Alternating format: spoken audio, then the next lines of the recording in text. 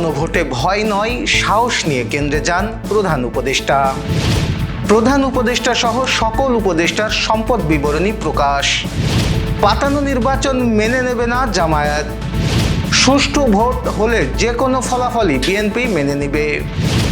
Police বাহিনীর সর্বোচ্চ পেশাদারিত্ব ও সততার সঙ্গে দায়িত্ব পালন করবে ডিআইজি। যশোর ৩ আসনে কেন্দ্র দখলের শঙ্কা জামায়াত প্রার্থীর। নির্বাচনে তাকাইচি জয়ী হওয়ার পর জাপানকে সতর্কবার্তা চীনের। দর্শক, আমাদের রাতের আয়োজনে আপনাদের সাথে আছি আমি এস.এম. আরিফ। শুনছিলেন প্রধান শিরোনাম। এছাড়াও রয়েছে দক্ষিণ পশ্চিমাঞ্চলের রাজনৈতিক, সামাজিক, অর্থনৈতিক ক্ষেত্রের বিভিন্ন গুরুত্বপূর্ণ খবর। বিস্তারিততে যাওয়ার আগে আপডেট খবর পেতে গ্রামের কাগজের ইউটিউব চ্যানেলে সাবস্ক্রাইব এবং ফেসবুক পেজ ফলো করে রাখুন। ভয় নয়, সাহস নিয়ে ভোট কেন্দ্রে যাওয়ার আহ্বান জানিয়েছেন অন্তর্বর্তী সরকারের প্রধান উপদেষ্টা অধ্যাপক মোহাম্মদ ইউনূস। মঙ্গলবার জাতির উদ্দেশ্যে ভাষণে তিনি বলেন, ত্রয়োদশ জাতীয় সংসদ নির্বাচন ও জুলাই জাতীয় সনদের উপর গণভোট বাংলাদেশের ভবিষ্যৎ নির্ধারণ করবে। তিনি বলেন, এই নির্বাচন শুধু জনপ্রতিনিধি বাছাই নয়, বরং রাষ্ট্র কোন পথে এগোবে তার সিদ্ধান্ত জনগণ নেবে। প্রধান উপদেষ্টা জানান, নির্বাচন সুষ্ঠু করতে ব্যাপক নিরাপত্তা ব্যবস্থা নেওয়া হয়েছে এবং প্রথমবারের মতো প্রবাসী বাংলাদেশিরা ভোটাধিকার প্রয়োগ করছেন। গুজব ও অপপ্রচার থেকে সতর্ক থাকার আহ্বান জানিয়ে তিনি বলেন, অন্তর্বর্তী সরকার নির্বাচিত প্রতিনিধিদের কাছেই ক্ষমতা হস্তান্তর করবে, এ নিয়ে বিভ্রান্তির কোনো সুযোগ নেই। অন্তর্বর্তীকালীন সরকারের উপদেষ্টা ও সমমর্যাদা সম্পন্ন ব্যক্তি এবং তাদের স্ত্রী স্বামীর সম্পদ বিবরণী প্রকাশ করা হয়েছে। মঙ্গলবার মন্ত্রিপরিষদ বিভাগ থেকে জারি করা এক প্রজ্ঞাপনের মাধ্যমে সম্পদ বিবরণী প্রকাশ করা হয়। প্রজ্ঞাপনে বলা হয়েছে, মন্ত্রিপরিষদ বিভাগ থেকে 2024 সালের 1 অক্টোবর জারি করা প্রজ্ঞাপন অনুযায়ী অন্তর্বর্তীকালীন সরকারের উপদেষ্টা এবং সমমর্যাদা সম্পন্ন ব্যক্তিবর্গ এবং তাদের স্ত্রী স্বামী 30 জুন 2024 ও 30 জুন 2025 তারিখের সম্পদ বিবরণী প্রকাশ করা হলো। 2024 সালের আগস্টে দায়িত্ব গ্রহণের 2 সপ্তাহের মধ্যে জাতির উদ্দেশ্যে দেয়া এক ভাষণে প্রধান উপদেষ্টা অধ্যাপক মোহাম্মদ ইউনূস প্রতিশ্রুতি দিয়েছিলেন, দ্রুততম সময়ের মধ্যে তার সরকার সব উপদেষ্টার সম্পদের বিবরণ প্রকাশ করা হবে। তিনি বলেছিলেন, বর্তমান সরকার দুর্নীতির বিরুদ্ধে স্পষ্ট অবস্থান গ্রহণ করেছে।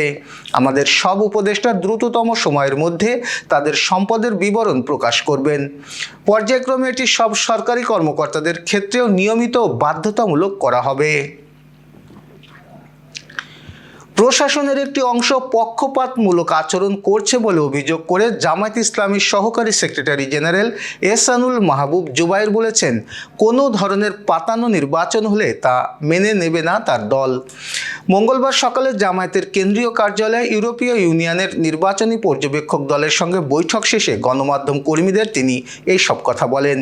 এর আগে সকাল 11টার দিকে জামায়াতের আমিরের সঙ্গে সাক্ষাৎ করতে ইউএর 16 সদস্যের একটি প্রতিনিধি দল আসে। ঘণ্টাব্যাপী এই বৈঠকে প্রতিনিধি দলটি নির্বাচনের প্রস্তুতি এবং কোনো ধরনের হুমকি বা থ্রেট আছে কিনা সে বিষয়ে জানতে চায়। বৈঠক শেষে এহসানুল মাহবুব জুবায়ের বলেন, নির্বাচনে লেভেল প্লেয়িং ফিল্ড বা সমতল ভূমির ঘাটতি আছে। প্রশাসনের উচ্চ পর্যায়ের একটি অংশ পক্ষপাতিত্ব করছে। এখান থেকে বের হয়ে না এলে জামায়াত তাদের অবস্থান জানাবে। একই সঙ্গে নির্বাচন কমিশনকে দুর্বল মনে হচ্ছে উল্লেখ করে তাদের আরও দায়িত্বশীল হওয়ার তাগিদ দেন তিনি। নির্বাচন অবাধ, সুষ্ঠু ও গ্রহণযোগ্য হলে ফলাফল যাই হোক বিএনপি তা মেনে নেবে বলে জানিয়েছে দলটির চেয়ারপারসন, উপদেষ্টা ও দলের নির্বাচন পরিচালনা কমিটির মুখপাত্র মাহদি আমিন। তিনি বলেন, সারা দেশে বিএনপির পক্ষে যে গণজোয়ার সৃষ্টি হয়েছে তাতে একটি অবাধ, সুষ্ঠু ও গ্রহণযোগ্য নির্বাচন হলে বিএনপি নিরঙ্কুশ বিজয় অনিবার্য ইনশাল্লাহ। মঙ্গলবার রাজধানীর গুলশানে বিএনপি নির্বাচনী অফিসে এক সংবাদ সম্মেলনে সাংবাদিকদের এক প্রশ্নের জবাবে মাহদি আমিন এই সব কথা বলেন। গত 1 মাস যাবৎ নির্বাচন কমিশনে বিএনপি যেসব অভিযোগ করেছিল সেগুলোর সমাধান পেয়েছেন কিনা এমন প্রশ্নের জবাবে মাহদি আমিন বলেন, অনেক ক্ষেত্রে আমরা সমাধান পেয়েছি, অনেক ক্ষেত্রে সেটা বিলম্বিত হয়েছে, কিন্তু কিছু ক্ষেত্রে এখনও সমাধান পাইনি। আমাদের প্রত্যাশা থাকবে যে কোনো দলের দিক থেকে যে অভিযোগ যে করছে সেটা সত্য কিনা সেটা যেন নির্বাচন কমিশন তাদের পক্ষে আমাদের আগে অবহিত করেন এবং সেই অনুযায়ী ওনারা ভূমিকা পালন করবে, সেখানে প্রয়োজনে কার্য পদক্ষেপ নেবে। এবার যশোর সহ আঞ্চলিক সংবাদ। পুলিশের খুলনা রেঞ্জের উপ মহাপরিদর্শক ডিআইজি রেজাউল হক রেজা পিপিএম দৃঢ় কণ্ঠে বলেছেন, আগামী 12 ফেব্রুয়ারি অনুষ্ঠিতব্য জাতীয় সংসদ নির্বাচনে পুলিশ বাহিনী সর্বোচ্চ পেশাদারিত্ব, সততা ও নিষ্ঠার সাথে দায়িত্ব পালন করবে। নির্বাচনকে অবাধ, সুষ্ঠু ও শান্তিপূর্ণভাবে সম্পন্ন করতে সরকারি ও জনগণকে সর্বাত্মক সহযোগিতা করাই হবে পুলিশের প্রধান লক্ষ্য। তিনি স্পষ্টভাবে জানান, নির্বাচনী দায়িত্ব পালনের ক্ষেত্রে পুলিশের কোনো ধরনের পক্ষপাতিত্বের সুযোগ নেই। তিনি আরও বলেন, ভোটের বাক্সের সাথে পুলিশের কোনো সম্পর্ক নেই। পুলিশের দায়িত্ব নিরাপত্তা নিশ্চিত করা। মঙ্গলবার দুপুরে যশোর জেলা পুলিশ সুপারের কার্যালয়ে আয়োজিত এক গুরুত্বপূর্ণ প্রেস ব্রিফিংয়ে সাংবাদিকদের সামনে তিনি এইসব কথা বলেন। যশোর 3 সদর সংসদীয় আসনে ভোট কেন্দ্র দখলের আশঙ্কা প্রকাশ করেছেন দাঁড়িপাল্লা প্রতীকের প্রার্থী আব্দুল কাদের। মঙ্গলবার দুপুরে যশোর প্রেস ক্লাবের সংবাদ সম্মেলনে তিনি এইসব অভিযোগ তুলে ধরেন। আব্দুল কাদেরের অভিযোগ, তার নির্বাচনী এলাকার প্রতিপক্ষের একটি গোষ্ঠী পরিকল্পিতভাবে ভয়ভীতি, হেনস্থা ও নাশকতার মাধ্যমে ভোটারদের প্রভাবিত করার চেষ্টা করছে।